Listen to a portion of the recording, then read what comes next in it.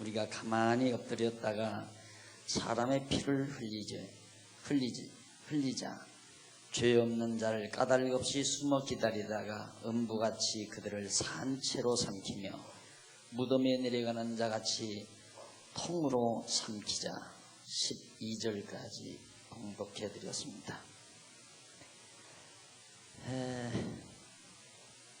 1장 지난번 9절까지 말씀을 드렸는데 지혜를 얻어야 하는 까닭이 바로 1장 8절, 7절로부터 2절 2장까지입니다. 왜 우리는 무슨 이유로 무슨 까닭에 지혜를 얻어야 하는가?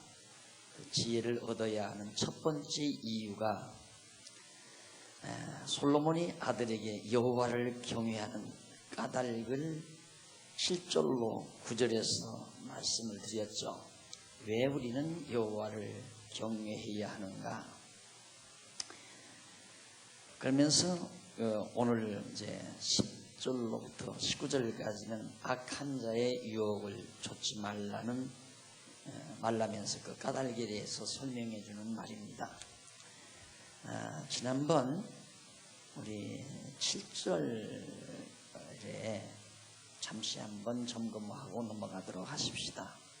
1장 7절 4110페이지에 보면 밑에서 5번째 줄 7절은 솔로몬이 아들에게 지식의 근본과 미련한 자의 태도에 대해서 가르쳐주는 내용이라고 했습니다.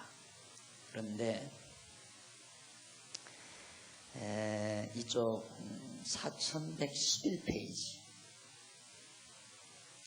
4111페이지에 보면 밑에서 위에서부터 9째 줄 중간줄 보세요. 거기 보면 솔로몬은 통치 말년에 마음을 돌이켜 여호와를 떠난 사실이 있었습니다. 솔로몬이 지혜롭게 40여 년 동안 통치를 잘 하다가 말년에 이르러서 정말 너무 쾌락에 빠지고 이방에서 들어온 많은 여인들에게 빠져가지고 결국은 하나님을 등지는 그런 사실이 있었는데, 그때 여호와께서는 솔로몬에게 아들의 손에서 나라를 빼앗아 신복에게 주시겠다고 그렇게 말씀하신 언약하신 사실이 있습니다. 열왕기상 11장 9절로부터 13절에 나오죠. 물론 솔로몬이 근접한 직접 원인을 보면 솔로몬이 하나님을 등지고 하나님을 떠난 사실 때문에 이스라엘 나라가 남북으로 갈라지게 되고 아들의 손에서 10지파 반이 떨어져 나가는 그런 아픔을 겪게 됩니다. 그러나 이것은 1차적인 원인이고 근원적인 원인은 하나님의 정하신 뜻에 있는 겁니다. 그래서 솔로몬은 아들에게 여호와를 떠나지 말고 경외하는 것이 제일 중요하다는 것을 강조한 겁니다. 자기 자신이 지나고 나서 깨닫고 나서 솔로몬이 자기 아들을 로보암에게 여호와 경외하는 것이 가장 중요하다. 내가 여호와를 떠난 결국은 나라가 어려움에 처하게 되고 또한 많은 백성들이 북쪽으로 갈라져 나가서 나라를 세우는 비운에 도달하게 된 사실을 의중에 두면서 솔로몬이 아들에게 교훈해 준 겁니다. 그리고 8절로 9절에 보면 바로 이어서 그 밑에 부모의 훈계와 법을 떠나지 말라는 그런 말라고 하는, 왜 부모의 훈계와 법을 떠나지 말아야 되는가? 아비의 훈계, 어머니의 법을 왜 떠나지 말아야 되는가? 그 까닭에 대해서 자기 아들을 향해서 훈계한 내용, 그 이유가 바로 부모의 훈계를 따라야 여호와 하나님을 떠나지 않고 결국 왕권을 그대로 유지해 나간다는 사실을 밝혀주기 위해서 말한 겁니다. 그래서 그 의미는 4111페이지 밑에서부터 다섯째 줄 앞부분에 보면 솔로몬은 다윗 왕가의 왕위를 계승할 자기 아들 왕자에게 르호보암이죠. 여호와 경외하기를 깨닫도록 가르치는 아버지의 교훈을 듣고 어머니가 가르치는 여호와 경외하는 법도 도지요. 여호와 경외하는 법도에서 떠나지 말라고 가르쳐 줍니다. 그리고 그 까닭에 대해서 솔로몬은 훈계를 듣고 법을 떠나지 않는 것이 이스라엘 다윗 왕가의 왕위를 계승할 왕자에게 그 머리에 써야 할 아름다운 왕관이 되며 목에 걸칠 금사슬이 되기 때문이다. 여호와만 잘 경외하면 너는 그대로 다윗 왕가의 왕위를 이어간다. 이것도 역시 마찬가지. 1차적인 원인은 물론 여호와 경외해야죠. 그러나 근원적인 원인은 바로 하나님의 정하신 뜻에 달려 있습니다. 이미 다윗에게 내 왕위가 영원하리라는 걸 사무엘상 7장에서 언약을 했죠. 그러니까 다윗 왕가에서 왕위가 떠나지는 않습니다.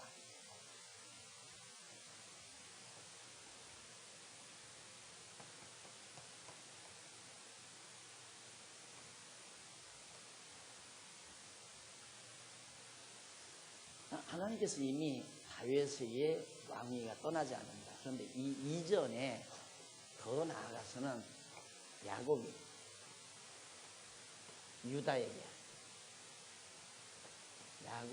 유다에게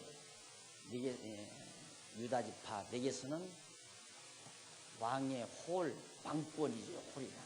왕권이 네 자손에게서는 안 떠난다. 이미 이때 야곱 이건 창세기에 나오는 내용 아니에요. 창세기 40장, 45장경에서 야곱이 마지막 죽을 때 유다의 형제들에게 40장 넘어가서 야곱이 죽을 때 아들들에게 복을 빌면서 언약한 내용이거든요. 이 언약대로 유다 자손에게서 다윗이 출생해가지고 저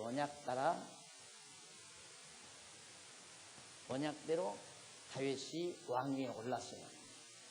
그러니 다윗의 왕위는 안 떠날 게 분명하잖아요. 떠나지는 않아요. 이것이 근원적인 이유예요. 하나님의 언약을 이루시려는 것.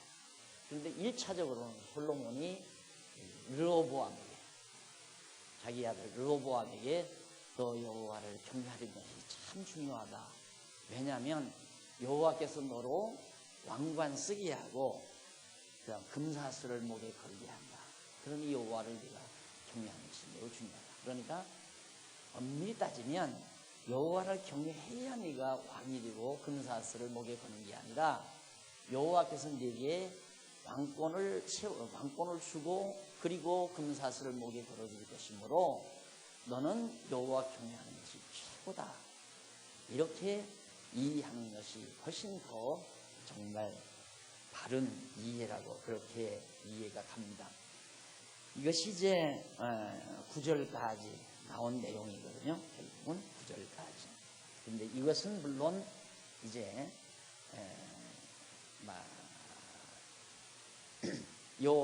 예수 그리스도께서 하늘의 지혜자로 장차 오실 메시아가 만왕의 왕으로 영광을 얻으시기 위해 여호와의 언약의 말씀을 이루실 것에 대한 예표로서 반드시 솔로몬이 르호보암에게 여호와 경외하고 왕권을 경외하는 여호와가 왕권을 내게 준다.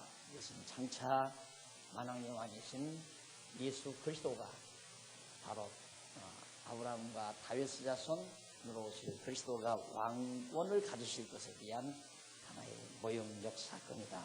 이렇게 이해하시면 됩니다. 그리고 나서 이제 10절로부터 19절에서 악한 자의 유혹을 쫓지 말라면서 악한 자의 유혹을 내가 쫓으면 안 된다. 쫓지 말라고 그러면서 그 까닭에 대해서 가르쳐 줍니다. 왜 악한 자의 유혹을 쫓지 말아야 하는가? 그에 대해서 이쪽 넘어와서 13페이지에 보면 다윗 왕가를 이탈한 솔로몬. 그러니까 본문 말고, 성경 본문 말고 설명문, 본문은 거기서부터 내려와서 세 번째 줄 앞부분에 보시면 곧 다윗 왕가를 이탈한 솔로몬 왕의 신복 여로보암을 따르는 무리의 유혹을 물리쳐야 하는 까닭을 밝혀주도록 섭리하는 내용입니다. 그러면 여기는 이제 솔로몬의 신복인 여로보암. 이 역사는 여러분들 공부하셨으니까 잘 알죠. 솔로몬 말기에 솔로몬이 백성들에게 세금을 많이 거뒀다고 그랬어요. 그 까닭은 물론 부귀와 영화를 누리는데 백성들을 늑탈하지 않고는 불가능하지 않아요. 백성들을 다 늑탈을 해야지. 그래서 백성들로부터 엄청난 세금을 거둬들였어요, 솔로몬이.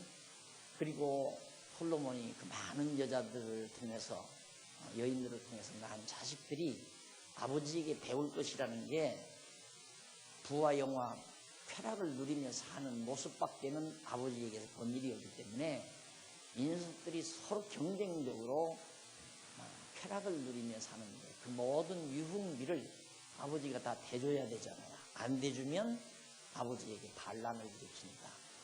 그게 자식들의 입을 막기 위해서는 많은 세금을 거두어서 자식들에게 정말 풍족한 유흥비를 조달하려고 하다 보니까 더더욱 세금을 많이 거둬야 했습니다. 그러니 백성이 원하는 복에 찼지요. 그런 기회를 타서 여로보암이 반기를 듭니다. 자, 어떻게 보면 정말 여로보암이야말로 사나이다운 사나이고 정의의 사나이고 시운을 잘 타고 그냥 정말 정의감에 불타는 하나의 영웅처럼 우리가 느껴지지만 하나님의 섭리 가운데서 볼 때는 여로보암은 배역자입니다. 반역자입니다. 하나님께서는 죄 안 짓고 폐결해야만이 하나님이 언약대로 이루어지는 게 아니라 솔로몬처럼 형편없이 말년에 그런 짓을 해도 여전히 하나님은 언약을 하셨고 다윗에게도 또 언약하셨고 다윗에게도 왕위가 영원한다고 하는 것. 여기서는 왕의 홀이 영원하다고 했고 여기서는 왕위가 영원하다고 다윗에게 다시 한번 곱집어 언약하셨기 때문에 그 언약을 하나님은 이루어 가시는 거예요. 물론 부패하죠. 남쪽 유다가 엄청 부패했습니다. 나중에는 북쪽 이스라엘보다도 남쪽 유다가 더 부패했다고 했어요. 그런데도 남쪽 유다는 망하지 않고 북쪽 이스라엘은 몇 번의 반역 행위 그리고 몇 번의 내란이 일어나가지고 흉쟁이 일어나서 피가 흐르고 왕가가 바뀌고 너댓 번 그러더니만 결국은 이제 북이스라엘은 721년에 아수르에 의해서 아시리아 제국에 의해서 망했다고 그러죠. 그러니까 남쪽 유다는 북쪽 이스라엘보다 더 패역하고 악한데도 하나님께서 전속시킵니다. 이유는 언약 때문이에요. 그러니까 이 하나님의 기쁘신 의도를 모르면 납득이 안 가는 거예요. 납득이. 그런데 모든 사람들이 보편 타당한 진리로 받아들이기 때문에 여러분 죄지면 망합니다. 이 말이 하나도 의심 없이 받아들여지는 거예요. 누구에게? 목사가 강단에서 여러분 죄지면 망합니다. 이 말에 아닙니다 할 사람 아무도 없어요. 박용기밖에. 근데 여러분들도 그렇게 할 수 있죠.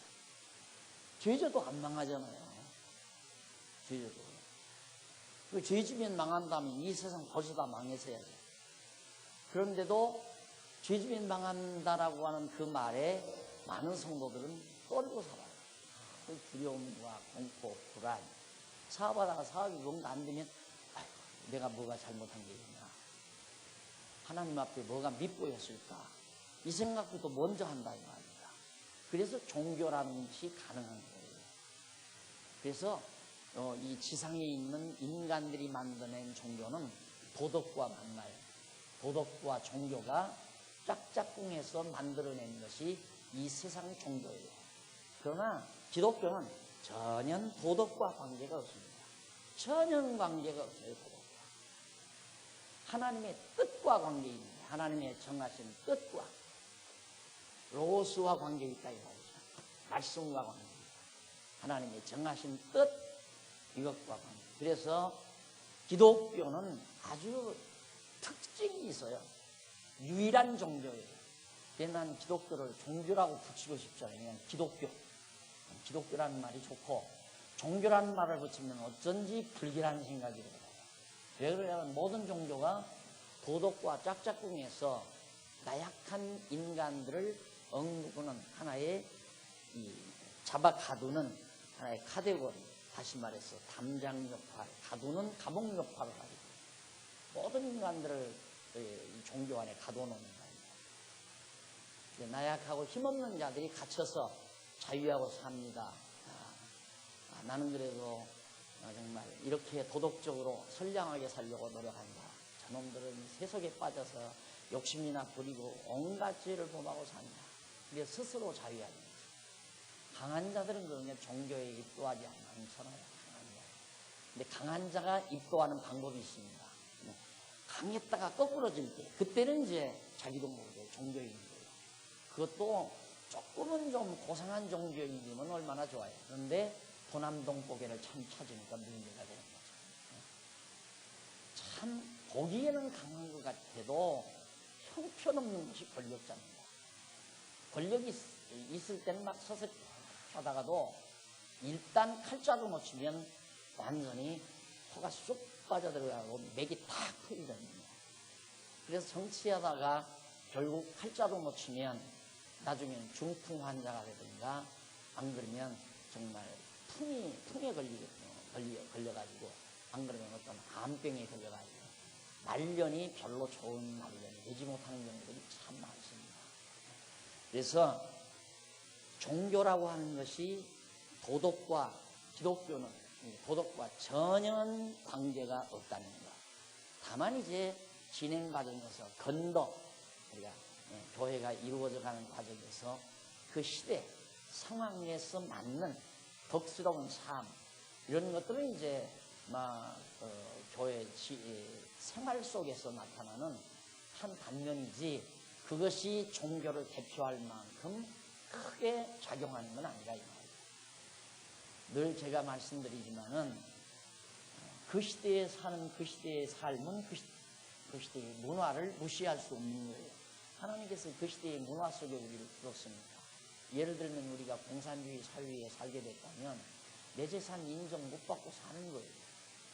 그걸 막 기어코 내 재산 인정받으려면 사형당하고 말이죠. 그러니까 공산주의 사회에 우리가 좀 가게 되면 그 시대에 맞게 우리도 공산주의자가 돼서 살아가는 거예요. 그리고 민주주의, 자본주의 사회에서 다 좋기 때문에 각자가 우리 재산을 인정받고 우리가 살아가는 거예요. 그런데 여기서도 공산주의 실현하자고 난리를 친다면 덕스럽지 못한 거죠. 건덕을 무너뜨리는 결과가 된다는 얘기입니다. 그러니까 그런 것들은 하나의 이제 생활 속에서 나타나는 지역적인 문제에 속하는 거지 근본적으로 종교의 기독교의 핵심 원리를 좌우하는 문제가 될 수는 없다. 도덕이라고 하는 것이. 그래서 이제 10절로 15절까지 보면 솔로몬의 아들이 악한 자가 유혹을 한다 해도 좇지 말 것을 가르쳐 주는 내용입니다. 아까 읽어드렸죠? 10절 한번 10절로부터 15절까지 13절 계속 읽어봅시다. 12절 음부같이 그들을 산채로 삼키며 무덤에 내려가는 자 같게 통으로 삼키자. 13절 우리가 온갖 보화를 얻으며 빼앗은 것으로 우리 집에 채우리니 너는 우리와 함께 제비를 뽑고 우리가 함께 전대 하나만 두자. 전대 하나만 두자 할지라도 내 아들아. 15절 그들과 함께 길에 다니지 말라. 네 발을 금하여 그 길을 밟지 말라. 자, 여기까지 15절까지 보면 지금 무슨 얘기를 하는지 이 역사적인 내용을 배경으로 놓고 이 교훈, 이 잠언의 내용을 여러분이 음미하면 얼른 알겠죠. 여기서 로보암의 악인들이 제발 시금 많이 걷지 말고 우리가 정말로 따로 나가서 우리가 정말 솔로몬을 배반하고 따로 나가서 솔로몬의 모든 정책을 다 거부해버리고 우리들이 이때 반기만 들면 우리는 부자가 된다. 우리가 권력도 잡고 그러면서 르호보암이 왜 여기는 세력이 지금 막 10지파 반이나 되잖아요. 너도 포기해라. 그렇게 유혹한다 할지라도 르호보암 너 그 유혹에 빠져들면 안 된다.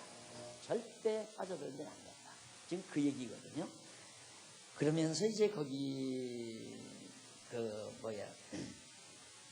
전대 하나만 두자고 유혹한다는 걸 가르쳐 줄 때 거기서 제비를 뽑고라는 말이 나오죠. 제비를 뽑고 거기 13페이지 밑에서 7째 줄 히브리어 나옵니다.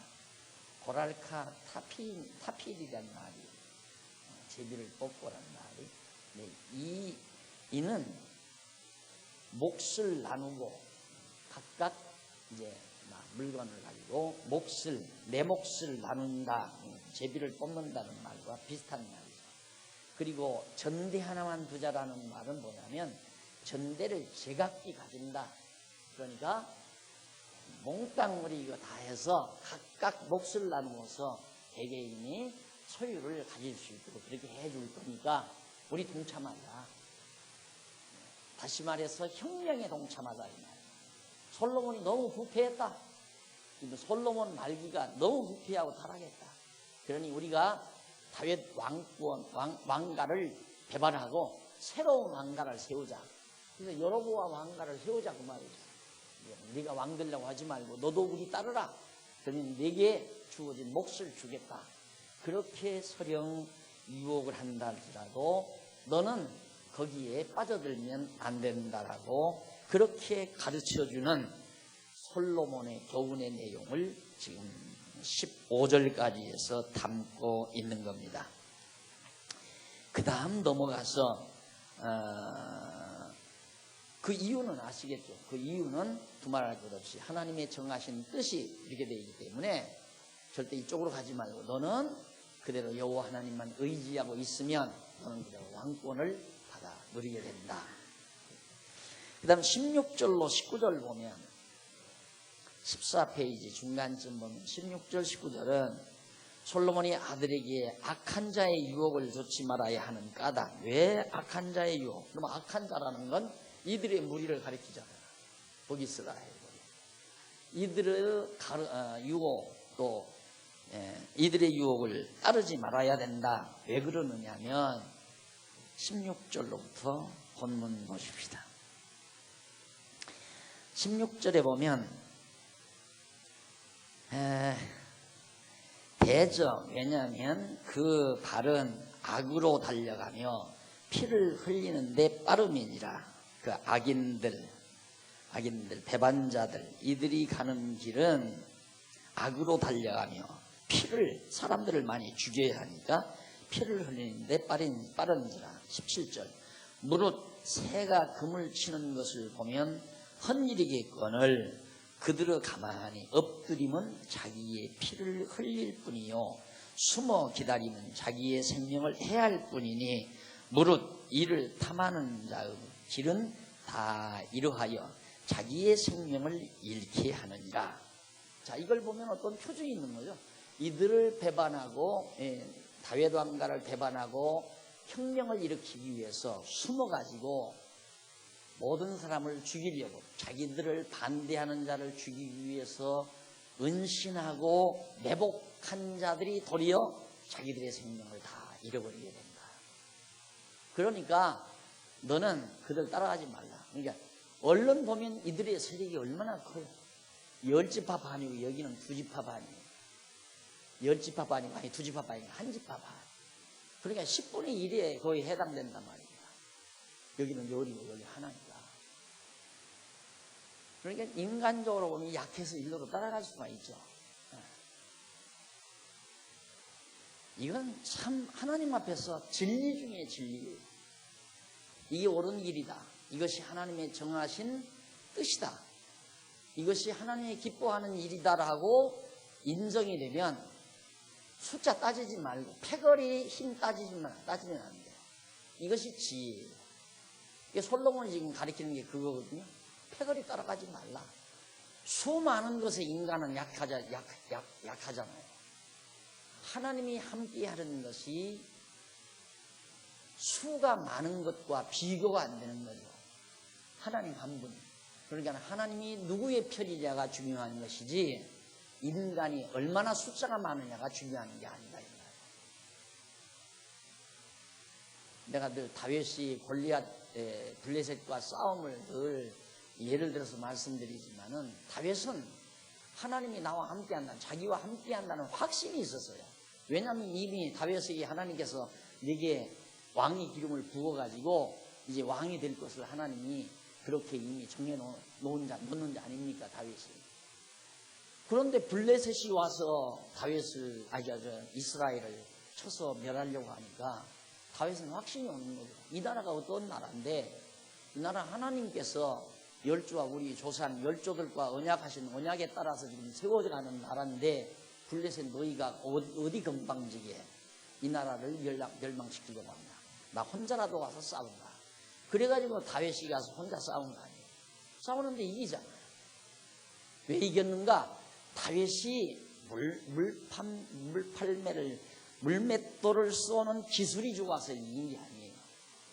다윗이 이긴 것은 하나님의 언약, 하나님의 언약의 말씀, 약속, 언약을 믿는 그 신앙의 힘이 승리한 거라 이 말입니다. 그러니까 우리 그리스도인들의 특징이란 하나님의 언약의 말씀을 믿고 살아가는 신앙의 힘이어야 하죠. 다 내 곁을 떠나도, 다 나를 저버린다 해도 하나님만 나를 저버리지 않으면 된다라고 하는 강한 신념, 이것은 진리로부터 얻어지는 힘입니다. 믿음의 힘. 이걸 지금 솔로몬이 아들에게 가지라고 당부하는 거예요. 그런데 세상은 그렇게 안 되죠. 세상 살다가 보면 휩쓸리게 돼요. 그 시대 사조에 휩쓸리게 된단 말이에요. 그러다 보면 결국 자기를 상실해버리고 마는 겁니다. 시냇가에 물고기도 죽은 고기는 물결에 떠밀려 갑니다. 물이 흐르는 방향으로 그냥 떠밀려 살아갑니다.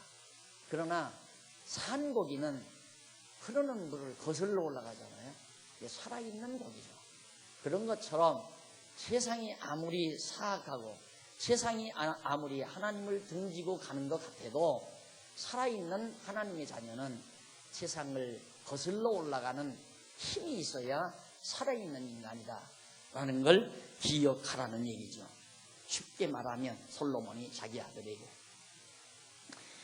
그러면서 절대 거기 따라가면 안 된다. 이익을 탐하는 자는 망한다 이 말이죠. 이익을 탐하는 자. 그래서 4115페이지 위에서 두 번째 뒷부분에 보면, 그리고 솔로몬은 그렇게 이를 탐하는 자, 그 이를 탐하는 자가 뭐냐면 곧 악한 여로보암을 따르는 무리. 이 여로보암, 북이스라엘, 나가서 우리 나가서 따로 나라를 세우자. 이 다윗 왕가 밑에서는 우리가 세금 때문에 못 살겠고 부정부패 때문에 도저히 살 수가 없다. 우리 왕가를 떠나서 우리 새로운 나라를 건설하자 하는 그런 유혹을 피해서 가려고 하면서 이렇게 되면 이득을 많이 보겠다. 그런데 우리 인간의 모든 관심은 이익이 있느냐 없느냐를 따지거든요. 모든 관심사가 이렇게 되면 이익이 있느냐 없느냐 전부. 보통 우리 여집사님들, 권사님들 열심히 성경 공부하니까 남편들이 그런다고 하잖아요. 전도사 할 거냐? 뭘 그렇게 열심히 공부하느냐? 이익 없는 일을 뭐하러 그렇게 하느냐 이거죠. 그러니까 눈에 보이는 이익, 이렇게 하면 10원이 남느냐 100원이 남느냐 1000원이 남느냐, 그것만 따지는 세상에서 우리가 살고 있잖아요. 그러니까 돈이 남으면 그것은 성공적인 삶이고 돈이 안 남으면 그것은 실패된 삶이라고 같이 평가를 하는 저급한 현실에서 우리들이 그냥 젖어서 산다 이 말이에요. 그런데 이익을 쫓아가다 보면 그 사람은 바로 여로보암을 따르는 무리가 된다. 문제는 솔로몬이 아들에게 너 절대 어떤 계산해 가지고 전자계산기 두들겨 봐서 있을 것 같으면 가고 없을 것 같으면 가지 말라. 그게 아니라 아무리 설령 이익이 있을 것 같아도 가면 안 된다. 유혹받으면 안 된다. 그래서 이런 현실, 이런 이제 상황 속에서 이제 솔로몬이 아들에게 훈계하는 내용입니다. 그리고 1장 20절로부터 26절까지 1장 20절로부터 26절까지는 지혜의 부름을 거절하는 자에게 임할 재앙을 가르칩니다. 지혜가 부르는 부름을 거절하는 그런 자에게 어떤 재앙이 임할 것인가. 이걸 그냥 이런 역사적 상황을 전제하지 않고 보편적으로 현실 속에 그냥 적용하는 그대로 도덕이에요. 그대로 도덕. 봐라. 이득을 쫓아 살면 망한다. 세상 이득만 쫓아 살면 망한다. 그러니까 욕심 부리지 말고 살아라. 그것은 도덕적으로도 얼마든지 가르치잖아요. 그래서 어떤 주석학자는 동대문에서 큰 교회 맡아서 목회하시던 우리 선배 목사는 바로 이 잠언서를 바로 기독교 도덕률로 그렇게 해서 주석을 써서 낸 일이 있어요. 기독교 도덕률. 잠언이 이게 기독교 도덕률. 이게 도덕적으로 다 적용하는 거예요. 근데 여기서 이 하나님의 언약만 빼면, 이걸 빼면 여기서 이게 도덕이 됩니다. 도덕이 되죠. 이러면 망한다. 너 욕심 부리면 망한다. 도덕 아니에요? 욕심 부리면 망한다. 네, 솔로몬이 르호보암에게 그렇게 말한 배경이 있어요. 역사적인 배경. 그게 뭐냐면 하나님께서 언약하시고 언약대로 이루어 가시기 때문에 여로보암이 망하는 것은 욕심을 부리기 때문에 망하는 것이 아니라 다윗 왕가를 배반하기 때문에 망하는 거거든요. 그렇잖아요. 하나님의 뜻에 따라서 세워놓은 망하지 아니할 다윗 왕가, 망하지 아니할 다윗 왕가를 여로보암이 배반하고 떠난다 이 말이에요. 그게 망할 일이라 이 말이에요. 그럼 오늘 우리에게 적용하는 것도 어떻게 적용을 하려면 욕심 부리면 망한다고 하면 안 되죠. 여러분, 아브라함과 다윗의 자손으로 오셔서 만왕의 왕이 되신 그리스도를 떠난 백성은 망합니다. 이렇게 말을 해야 딱 맞잖아요. 정확한 거란 말입니다.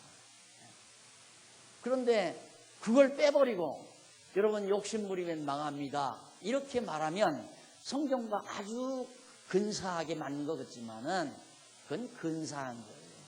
근사한 거지 맞는 건 아니다 이 말이다.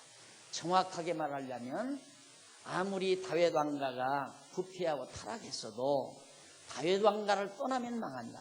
그러듯이 예수 그리스도 만왕의 왕이신 그리스도 왕국을 떠나는 자는 망한다. 이렇게 가르쳐야 그것이 진정한 참 성경의 핵심 진리가 되진다는 말입니다. 자, 그래서 거절하는 자에게 임할 재앙을 가리키는데 지혜가 길거리에서 부르며 20절로부터 21절까지 부르며 광장에서 소리를 높이며 헌화하는 길머리에서 소리를 지르며 성문 어귀와 성중에서 그 소리를 발하여 가로되 계속해서 부른다 이 말이죠. 지혜가 계속해서 부른다. 예, 지혜가 소리치는 장소에 대해서 그렇게 여기서 말해주는데, 성문이라고 하는 것은 여러 성 중에서 그 소리를 바란다고 했는데, 여기 이 성 입구와 성 안에서 외친다는 뜻으로, 성문은 사람들이 왕래하는 곳 아니에요. 사람들이 많이 왕래하는 곳에서, 원래 이스라엘 나라 다스릴 때에는 성문에 앉아서 백성들을 가르칩니다. 하나님의 말씀으로 이렇게 율법을 가르치고, 성문에서 나라도 성문에서 통치하고, 재판도 성문에 앉아서 재판을 하고 이제 이러는데, 거기서 백성들을 가르친다. 뭘로? 지혜라는 말은 여호와 경외하라고 계속해서 가르친다 이 말이죠. 그렇게 가르치는데 22절로 23절에 보면, 22절로 23절에 보면, 너희 어리석은 자들은 어리석음을 좋아하며 거만한 자들은 거만을 기뻐하며 미련한 자들은 지식을 미워하니 어느 때까지 하겠느냐. 너희의 책망을 듣고 돌이키라. 보라, 내가 나의 신을 너희에게 부어주며 나의 말을 너희에게 보이리라. 3절까지 23절까지죠. 그래서 미련한 자들에게 지혜의 말을 알게 함에 대해서 가르쳐줘요. 미련한 자, 지혜가 미련한 자들에게, 여호와 경외하는 자들이 여호와를 경외하지 아니하는가. 이 사람들은 여로보암의 무리들은 여호와를 경외하지 않죠. 르호보암을 따르는 자는 물론 여호와를 경외하기 때문에, 우리는 나약하지만 여호와께서 언약하신 대로 다윗 왕가를 그대로 이끌어 줄 것을 믿는 자들이 바로 르호보암 편에 서 있는 거고요. 여로보암 편에 서 있는 자들은 이익을 따라서, 이렇게 해서 우리가 새로운 정부를, 새로운 나라를, 새로운 왕권을 세워서 세금도 적게 거두고 다 탈취한 것. 왕궁 안에 얼마나 큰 모아가 많겠어요. 다 나눠가지고, 뺏어가지고, 그거 우리가 나눠가지고 우리가 부자가 되겠구나 하는 자들이라 이 말이죠. 그런 자들을 아무리 가르친다 해도 미련한 자들은 미련한 거예요. 이 사람들은 이게 좋다고 생각하는 거예요. 여호와를 경외하는 자들은 여기가 좋다고 생각하는 거예요. 그것을 지금 밝혀주는 내용이 바로 20절로 21절, 그 다음 22절로 23절의 내용입니다. 자, 이렇게 해서 결국 넘어가서 24절로 26절에 보면 18페이지에 4118페이지 위에서 네 번째 줄, 지혜의 물음을 미련한 자들이 거절함으로 지혜가 비웃을 것에 대해서 가르쳐 줍니다. 더 들어보나 마나 잠깐 읽어보고 시작하십시다. 24절, 24절, 내가 부를지라도 너희가 듣기 싫어하였고 내가 손을 펼지라도 돌아보는 자가 없었고, 그러니까 지혜자가 여호와를 경외하는 자들이 불러도 너희가 듣기 싫어했고, 내가 손을 펼지라도, 지혜자들이 손을 펼지라도 미련한 자들이 돌아보는 자가 없었고, 25절, 도리어 나의 모든 교훈을 멸시하며 나의 책망을 받지 아니하였은즉 너희가 재앙을 만날 때 내가 웃을 것이며 너희에게 두려움이 임할 때 내가 비웃으시리라. 당연하죠.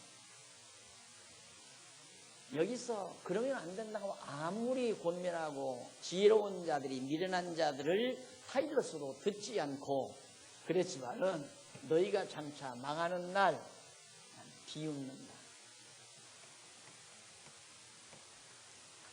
그걸 믿고 있어요. 망할 날이 있다는 걸 확실히 믿고 있다. 그러니까 다윗 왕가를 떠났기 때문에 망한다고 그랬죠. 아까도. 이들은 하나님이 언약에서 세우신 이 왕가를 떠나면 망하죠. 그러듯이 만왕의 왕으로 오신 예수 그리스도의 왕국 교회죠. 교회를 떠난 자들은 망할 수밖에 없죠. 그리스도의 통치 아래 있지 아니하면 망한다 이 말이죠. 여기서 다윗 왕국의 통치 밑에 있는 자들이 망하지 않지만 통치를 떠난, 통치의 영역에서 떠난 자들은 망한다는 사실을 확실히 알기 때문에. 왜 그걸 알 수 있나? 하나님께서 이렇게 언약했다는 사실을 믿기 때문에. 다시 말하면 여호와를 경외하기 때문에 다윗왕가를 떠난 자들은 망한다는 걸 확실히 알고 그것을 지금 솔로몬이 교훈하는 거예요. 그때 가면 우리가 지금은 너희들에게 그렇게 간청을 해도 너희가 듣지 않지만 너희가 재앙을 만나 멸망하는 날 우리는 비웃을 것이다. 얼마나 확신에 차 있습니까? 분명하고 확실하다. 그래서 여호와를 경외함이 얼마나 대단한 생활 속에서의 결과를 가져오는가를 우리가 알 수 있죠. 그 다음 1장 27절로 33절에 보면 19페이지 지혜를 찾아도 만나지를 못하는 까닭과 결과에 대해서 가르쳐줘요. 지혜를 아무리 찾아도 만나지 못한다. 왜냐하면 이렇기 때문에 그 까닭이 있는데 그 까닭과 결과가 지혜를 만나지 못하는 결과가 어떻게 맺어지는가. 우선 27절로 30절에 보면 재앙은 아래 지혜를 찾아도 만나지 못하는 까닭에 대해서 말을 해줘요. 30절까지 27절로 보십시다. 너희의 두려움이 광풍같이 임하겠고, 그러니까 북종 이스라엘을 따라간 여로보암을 따라간 너희 무리들에게 두려움이 광풍같이 임하겠고 너희의 재앙이 폭풍같이 임하리니 그때 너희가 나를 부르며 지혜를 부른단 말입니다. 아, 나 좀 살려달라. 지혜잖아. 즉 여호와를 경외하는 자를 불러도 그래도 내가 대답지 아니하겠고 부지런히 나를 찾으리라. 아니하겠고 부지런히 나를 찾으리라. 그래도 나를 만나지 못하리니 대저 너희가 지식을 미워하며 여호와 경외하기를 즐거워하지 아니하며 나의 교훈을 받지 아니하고 나의 모든 책망을 업신여겼습니다. 결국 왜 지혜를 찾아도 못 만나는가? 여호와 경외하기를 무시했으니까, 거절했으니까. 이게 지혜라는 게 여호와 경외한다는 게 아니에요. 예, 여호와 경외하는 자는 이 자리 이쪽에 이 편에 서게 돼 있다. 그러나 여호와를 경외하지 않은 자는 이쪽에 서 있는 완전히 인간이 위주가 돼서 인간의 힘을 과시하는 거예요. 그래서 여러분 사람의 힘이 강해진다는 것이 좋고도 나쁜 겁니다. 근데 좋은 것보다 나쁜 게 더 많아요. 우리 장안중앙교회도 여러분이 생각할 때는 야 아쉬운 대로 그냥 몇천 명만 됐으면 참 일 좀 해보겠는데 인간적으로 얼마든지 그런 생각할 수 있죠. 근데 오늘 아침 장모님이 사회를 보시면서 속효 활동을 하셔야 됩니다라고 아주 강하게 막 이렇게 명령하듯이 하다가 나중에는 바랍니다. 그래서 아이고 다행이다. 바랍니다라는 말은 간청하는 말이거든요.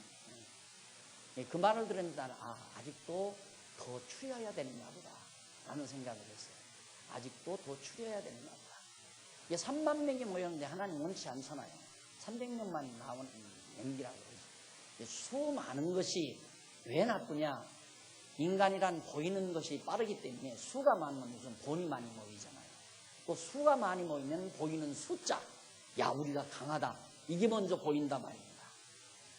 보이지 아니하나 하나님이 우리와 함께 한다는 것은 한참 생각을 해야 아물아물 생각이 나고, 현실은 눈으로 보이는 게 얼른 들어오니까 야 우리 교회는 몇천 명 된다, 한 달 예산이 얼마고 1년 예산이 얼마다, 와 큰 교회다. 여기에 이제 허술함이 있는 거예요. 여러분 제가 이렇게 얘기하면 어차피 교회가 안 되니까 아마 저런 얘기를 하는가 보다. 아니죠. 천만의 말씀. 그건 아니에요. 항상 저는 그걸 조심하거든요. 많이 모인다. 가만히 노예도 해보니까 노예가 점점 많아지고 점점 숫자가, 그 전부터 내가 이해를 했어요. 여러분 여름 수양회 이게 이제 함정이에요. 여러분 수양회 때 제일 많이 모이잖아요. 어쨌든 우리 교회만 제일 적게 가지 다른 교회는 거의 교회 전체가 오는 경우가 많단 말입니다. 그러다 보니까 우리 교회보다 더 많이 모인단 말이에요. 모이는 숫자. 이번에는 또 다른 총회 다른 노예석까지 와가지고 아마 거기 저녁 예배에 참석한 숫자 대충 보니까 700명 되는 것 같아요. 저녁 집회에 참석한 사람. 그러니까 최고로 많이 모이거든요. 그 사람들 빼고 나면 한 400여 명 되겠지만 400명, 400~500명 되겠지만 그분들까지 한 600~700명 된다. 책상 다 치우고 의자는 빼곡는 데꽉 찼습니다. 700석만 늘어났다고 그런가요? 근데 그게 거의 다 찼어요. 자, 이렇게 되면 이제 사람들의 생각이 달라지는 거란 말입니다. 특히 젊은 목사들의 생각이 달라져요. 내가 그걸 몇 년 전부터 걱정을 했거든요. 몇 년 전부터. 앞으로 이게 더 1000명, 2000명 모일지도 모른다. 근데 이것이 능사가 아니다. 그래서 이렇게 서로 모여가지고 이상야릇한 어느 목사가 더 잘하더라 이것 때문에 과거에 많이 애먹었잖아요. 그래서 우리만 그냥 따로 갈까? 우리 장안중앙교회 성도들만 어디 조용히 가서 그냥 말씀 듣고 같이 휴식을 즐기고 그럴까? 이런 생각은 매철 해보죠.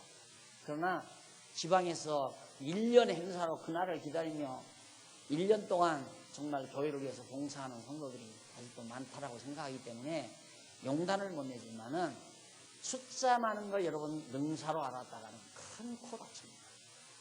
결국 교회가 부패하는 가장 큰 요인이 중세기 때 콘스탄틴 황제가 기독교를 공인해 주면서 지하에 있던 교회가 확 밖으로 드러나자 엄청나게 교회가 커져버렸다.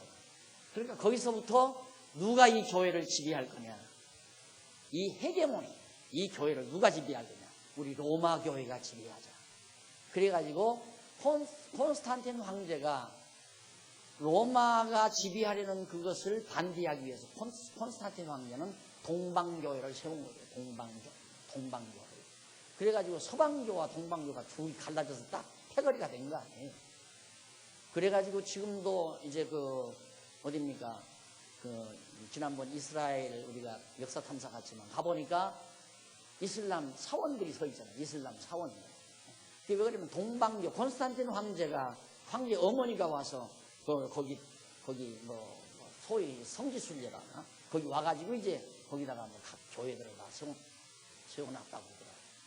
그래가지고 이제 동방교와 서방교는 완전히 로만 캐토릭이 서방교고 동방교는 이제 그리스 종교, 그게 이제 동방교. 그렇게 해가지고 이제 따로 세워져가지고 하다가 나중에는 이제 이슬람과 짝짝꿍이 되고 그래서 종교들이 완전히 범벅궁이 되고 이런 현실이 나타나게 되죠. 그것이 이제 오늘의 이 종교개혁 이전까지의 로마 캐토릭이었고, 그 다음 종교개혁 이후, 개혁 당시에는 정말 죽음을 내대고 생명을 내대고 하니까 그래도 순수하게 진리의 힘에 의해서 이제 공기가 되고 이루어졌는데, 이게 또 숫자가 많아지니까 이것도 점점 부패해져서 결국 이 교회를 누가 장악할 것인가. 그래서 교회들이 장로교 정치니 감리교 정치니 성결교 정치니 회중교 정치니 정치에 이제 신경을 써가지고 정치 틀을 만들어서 교인들을 틀 속에다가 이제 가둬놓기 시작한 거예요. 그것이 오늘의 개신교의 모습입니다. 순수하게 진리의 힘이 작용하는, 하나님의 말씀이 운동하는 그런 운동력 있는 교회가 아니고 인간들이 만들어놓은, 헌법에 의해서 만들어놓은 틀 속에다가 교인들을 끼워 집어넣어가지고 힘으로써, 교권으로서 안 하면 당신 이 말 듣지 아니하면 출교시킨다. 이 말 듣지 않으면 당신 이단으로 출교하겠다. 이러니까 한번 거기에 그 힘 앞에 꿀린 사람이 그걸 반항하고 일어난다는 게 쉽지 않거든요. 그래서 500년간 지금 이어오면서 오늘의 개신교의 이 추한 모습이 되어버리고 말이지 않습니까? 그래서 여러분, 숫자가 많은 것이 중요한 것이 아니라 믿는 것과 아는 것이 하나 된 것이 중요하다. 1000명이 믿는 것과 아는 것이 하나 되지 못한 것보다는 10명이 믿는 것과 아는 것이 하나 된 것이 훨씬 강하다. 이 말이에요. 그렇기 때문에 숫자에 노라는, 여기도 역시 숫자에 만약에 여기서 약해졌다면 다윗 왕가를 떠나게 되죠.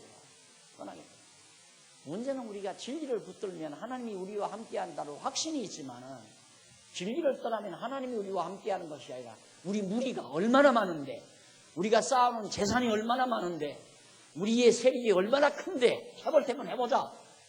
이런 생각이 앞서서 정치적인 수완이죠. 그래서 사람이 특히 종교는 정치에 몰두하다가 보면 사람 버립니다. 그냥 사람 버리게 돼요. 정치에 몰두하다가. 이 교회는 정치가 아니거든요. 엄밀히 말하면. 그냥 오직 하나님 말씀이에요. 말씀만 잘 가르치다가 오면 저절로 정치가 말씀에 의해서 되지는 것이지 총회장이라고 하는 어떤 권위에 의해서 교회가 다스려지는 게 아니다. 이 말입니다. 착각하면 안 돼요. 당회장이라고 하는 목사가 당회장이라고 하는 권위에 의해서 교회가 다스려지는 게 아니라 하나님의 말씀의 능력에 의해서 말씀의 힘에 의해서 교회가 다스려져야 된다. 이것이 참으로 귀중한 지혜의 말을 듣는 거라는 것을 우리가 늘 기억을 해야 될 겁니다. 그래서 그 결과는 뭐냐? 결국 지혜를 찾아도 만나지 못하는 까닭, 그 결과가 이 31절로 33절에 나와요. 읽어보십시다. 31절.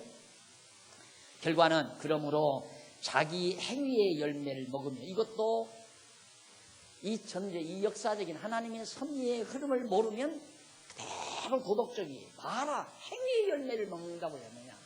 악을 행하면 악한 열매 먹게 돼 있다. 그냥 도덕적으로 해결해도 전혀 무방한 거예요.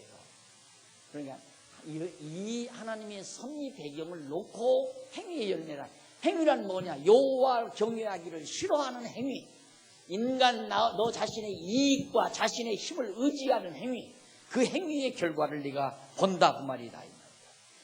그래서 거기 계속해서 그러므로 자기 행위의 열매를 먹으며 자기 꾀에 배부르리라. 자기가 꾀를 쓰지만은, 그래서 내가 늘 얘기하잖아. 꾀 부리지 말라. 잔꾀 부리기로 들면 내가 더 잘 부리죠. 정말 잔꾀를 만들어내자면 제가 참 꾀를 많이 만들어낼 수 있죠. 근데 그거 좀스러운 생각입니다. 하나님을 경외하는 자에게는 꾀가 필요가 없어요. 잔꾀가 필요 없어요. 참새가 방학호에 친다는 말이 있죠. 그게 다 경험 속에서 나오는 하나의 격언이거든요. 그러니까 우리 하나님 앞에서 여호와 경외하고 사는 것은 남이 보기 곰 같아요. 변할 줄도 모르고 그냥 아첨할 줄도 모르고 꾀부릴 줄도 모르고 우직스럽게 사는 그런 곰 같은 생활처럼 보이지만 이거 얼마나 곰 같아요. 아니 백성들이 다 떠나는데 혼자 왕 되겠다고, 한 집 다 데리고 왕 되겠다고 하는 게 곰 같은 인간 아니에요? 그리고 로보암이 승리한다. 왜? 여호와 하나님 경외하기 때문에. 그래서 역사를 보는 시각, 여러분 역사가 되려면 쉬워요. 기독교 사가가 되려면 이 그림만 딱 얼마나 쉬워요. 쭉 한 줄 긋고 이거면 이제 기독교 역사 되잖아요. 이거 놓고 이제 해석하면 역사가 되는 거예요. 역사, 기독교 역사 이해. 책을 안 써요. 기독교 역사 이해하고 한번 써봐요. 시간이 없어서 못 쓰죠. 시간이 없어서. 어리석은 자의 퇴보는, 어리석은 자는 북쪽 이스라엘 여로보암 따르는 자죠. 어리석은 자의 퇴보는 자기를 죽이며 미련한 자의 안일은 자기를 멸망시키려니와 오직 말을 듣는 자, 지혜의 말을 듣는 자, 자는 여호와의 말씀을 듣는 자는 안연히 살며 재앙의 두려움이 없이 평안하리라.